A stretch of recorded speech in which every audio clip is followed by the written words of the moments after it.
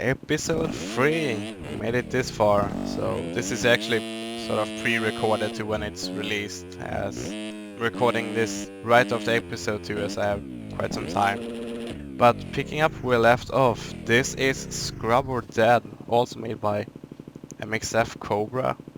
And I mean, this track, this is easily the one track I've spent the most time on in MX Simulator. I mean, this track is just amazing in pretty much every way, I think, and I bet you guys are just, how can this be amazing? It doesn't even have decals.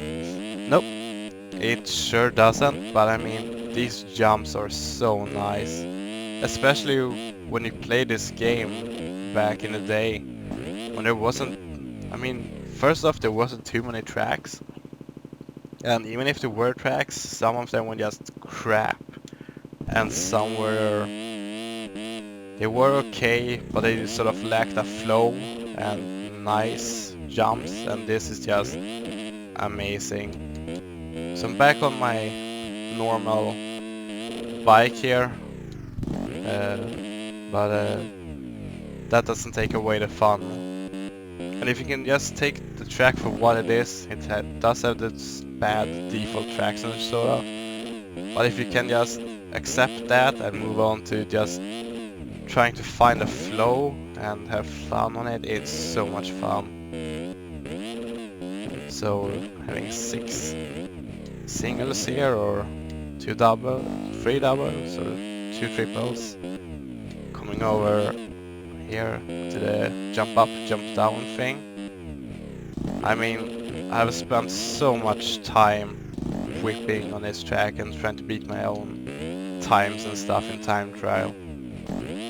So when I used to play this game when I was new to it, this is the track I used to throw on. Go and throw some sick whips. I wasn't that sick, but throw whips at least, and just ride around. It used to be such a blast. I mean, you can see, just ease over the jumps, try to land in the landings, and then just keep doing that lap after lap. So this is single-handedly, or probably along with the other one, Ellsworth Raceway.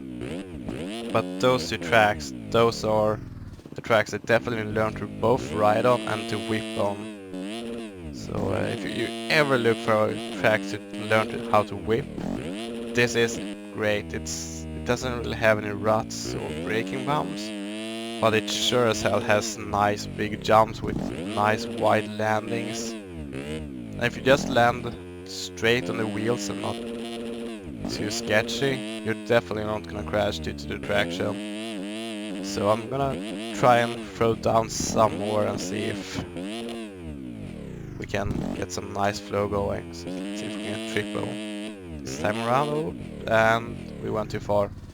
So you can quad that section, quad double, at least with 250. Pretty nice once you get that dial, but a bit sketchy. So you can throw some nice anti-whips on that one. Here we can just stay low, over, and then do the same again. I can't tell you how many hours I spent on seeing how each jump whips here. So we can throw some sick old school anti-whips. I would have nailed that if I didn't jump too far, but can't get everything I asked for. So hold a double and just lay it over and try to go for the inside. Came up a bit short. Still works. Oh. So if you ever need a track to just throw whips on, definitely try this one out. It's such a nice track. I cannot stress that enough. Go to the inside again here. See if we can stay low with this one as well. So I'm gonna try to triple this one. It is doable. I actually made it. I didn't think I was, but these new bikes have so much power, So it's just to try and hit that really hard, and then you can throw some sick stuff. You can actually sort of whip, like if you pull a wheelie and then whip from the dragon's back. It looks super sick. It's quite hard to get time of the time, but it's super sick. Just going to wrap up the lap here, then we're going to move on to the next track. But you can see 1:48, I think back in the day when I started playing I had around 1:45 as my best lap time. And I know I got down to 1:37 eventually, but I'm not sure how much further than that I got, so might try to do that sometime. But for now I'm just gonna settle here with the few laps we got and move on to the next thing. Track number 2 we have is called Fort Winton Sand MX, and this is another old OG track released back in November of 2009, so roughly 2 years after the forum came along, this was released, and it's made by DD99X in the forum. And for the longest time he used to be the guy that had posted the most on the forum, sadly since around 2012, 2013 I believe. He has more or less descended off of the forum. He's still around looking at stuff, but doesn't really play too much or release too much stuff anymore.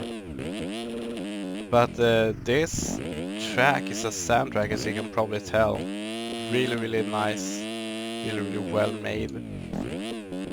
And this, along with a few other tracks, used to be the stock setup for what's today the national server. I believe it was 19801. So it used to be this one, Stewart Compound, Hurricane Hills. Can't remember the other ones, but there were a few tracks that always looped whenever the server used to restart. But this one, it's definitely a sand track, as you can tell. Once you ride it, it's probably a bit slippery compared to the traction we have today, but you can definitely tell it's a sand traction as the bike's being slowed down for sure. And it's a bit narrow as well, sort of getting the home-ish sort of feeling. That's one lap here. I'm gonna go for another one.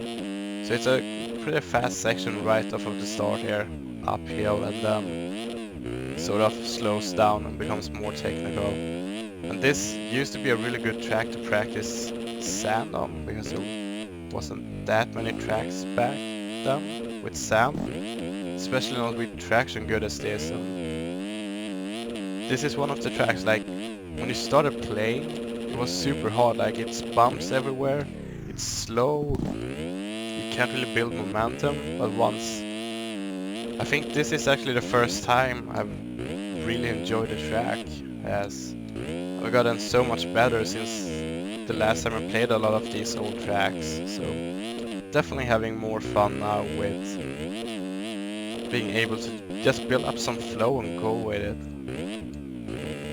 You can tell that the jumps are a bit rounded off as well, there aren't any super clear landings, which is nice. I mean, it gives you more of a sandy feel to it. See if we can launch down here again.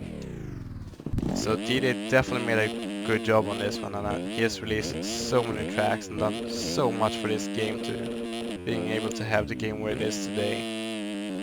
It's really sad that most newer people don't go through and download these old tracks, since these tracks are still so good and people have put so much time and effort into making them, and you can surely tell that, as you can just when you ride it, you can definitely tell that thought and care has gone into making the track. It's not just steal everyone's decals and slap them onto something that feels like someone else made, but these tracks actually feels original. It feels like there's an idea behind it, not just a a style that someone else had that you liked, that you took as well, but people actually try to make it their own style, and it shows very well in this one. It's a unique environment, sort of in a sand valley, and it's not very perfect-ish, it's not very square jumps, it's just very natural and almost beat up in a way. So I'm gonna finish up this lap here as well. I'm gonna be done, I think, and move on to the next track, because the next one is going to take some time to complete as it's quite long. It's not insane, haha. We'll get that joke soon. But it's still a decently long track, but dang, is that track fun. So last double here before we move on to the triple downhill. Got some pop this time. Actually it's a double uphill, so I sort of lied. So that's one lap, or a few laps at Fort Winton, so let's move on and see what we have in store here. Haha, it's called Insane Valley, and it really is insane. And this track was released back in 2010, so July 2010. That was probably around the time when I started playing this game, made by Jonas 144. Staying on my second screener, so it's a bit hard to stay on track. So this track, as you can probably tell from that one jump, is meant to be overscaled. It's huge. That's why it's called Insane Valley. So just check this drop down here. Completely mental, but oh, so fun. So when this track was released, I would like to recall that the fall off wasn't actually working. So that jump, for example, I could have totally made as long as I just landed very good on the wheels. You could make anything, so you can drop 1,000 foot, and as long as you landed perfectly straight on the wheels, you would just survive, since you couldn't fall off the bike. Like if you crashed over and hit your head or hit a hay bale, you would still be attached to the bike with the feet and all, but you wouldn't fall off. So, but you would still have the same sort of fall off time before you could start going again. But you wouldn't fall off the bike. So obviously, since the G-force was so big, it was super hard to stay on the wheels and not crash. But you could do that, and that happened from time to time. So whenever I play with the two friends, crap, doesn't go too well. But whenever I play with the two friends that brought me into this game, that started playing in 2008, 2009 somewhere, we always joke about you would totally make that on 1.3, and that was a version at least I started playing on. And in version 1.3 you did not have the fall off. So if I ever make a joke that's you could have done that in version 1.3, it's basically you wouldn't have fallen off the bike because you couldn't fall off the bike. So some of the stuff on this track, that's basically what I get, it is super hard to make, since it was actually made when you couldn't fall off the bike. Like this, for example, on 1.3 I would probably have been fine, but since you are falling off the bike today, it's not very fine. Either way, let's continue the lap here. Would like to get 2 laps on track, but it's so long, so I'm not sure if I can. Oh, kicker to a tabletop sort of scenario, and that's one of the jumps that are not very fun to do on the game, since you can fall off the bike, since it's so hard to time some of these landings. Like the smaller stuff is fine, but as soon as you get to the big stuff where you sort of have to guess how far you're going to go, it's so much harder to just land properly. And again, this track was also made before 450s was a thing. Like here for example, it's such a short jump, you get so much air time, but you crash. So I should have probably warmed up a bit on this track and gotten the flow going, but I think it's decently fine. A few of the small jumps on this track. You can jump from the first one and land here, but I'm not going to try that as I struggle with everything either way. I am glad though that he put the first lap just start straight basically, so you can get a time immediately. So 4 minutes 3 seconds, that's actually faster than I thought it would be. But I would end up 5 minutes something. So let's see. So far so good. And we are going to come up short. Terrific. Well, at least that's one of the big ones I do account to mess up on. And this one you can actually throw pretty sick whips on. It wasn't anything special, but from time to time you can get some really sick whips going in those two. Let's try this downhill. Again, links are going to be in the description. If they aren't working, just let me know and I'll re-upload the tracks. So this is definitely one of the funnest tracks in the game. Oh, bad berm re-entry. So definitely one of the best tracks in the game. It's really fun to just goof on. Like it's so ridiculously big, yet it's not like you jump down from skyscraper. It's just very big jumps. It's so much fun to just goof off with your friends. So if you ever look like for a track that's basically just play a game of bike or just basically goof off on, this is probably one of the better ones since everything's so big. You'll just have a blast from it. And especially with the 450s, there's no limit, so you can jump from one thing and land somewhere completely different. 250s are a bit more limited, as you can see. 450 you can probably land at somewhere here. But definitely fun on 250s as well, so let's see if we can get it this time. I'm going to come up short again, I think. And a bit too much G-force to withstand, unfortunately.